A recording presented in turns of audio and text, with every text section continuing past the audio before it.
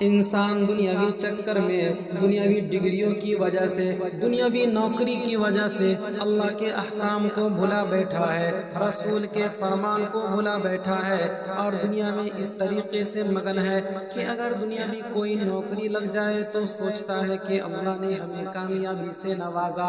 اللہ تبارک و تعالیٰ نے قرآن کریم میں کامیاب انسان کی شناخت کی ہے، کامیابی کو بتایا ہے۔ چنانچہ فرمایا فَمَنْ زُحْزِحَ عَنِ النَّارِ وَأُدْخِلَ الْجَنَّةَ فَقَدْ فَازَ، کہ کل قیامت کے دن انسان کو جہنم سے بچا لیا جائے گا اور جنت میں داخل کر دیا جائے گا، وہی انسان کامیاب ہے۔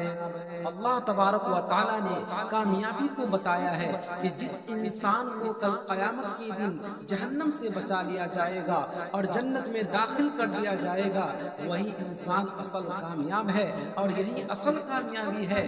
دنیاوی ڈگریوں کو کامیابی سے تعبیر کرنے والوں، ذرا غور سے سنو، یہ کیسی کامیابی ہے کہ جس کے بعد بھی ہمیں پریشانیوں کا سامنا کرنا پڑ رہا ہے، مصیبتوں کا سامنا کرنا پڑ رہا ہے، بیماریوں کا سامنا کرنا پڑ رہا ہے۔ ارے کامیابی تو اسے کہتے ہیں جس کے بعد کوئی پریشانی نہیں، جس کے بعد کوئی مصیبت نہیں، جس کے بعد کوئی بیماری نہیں، اور یہ میرے محترم جنت میں جانے کے بعد حاصل ہوتا ہے۔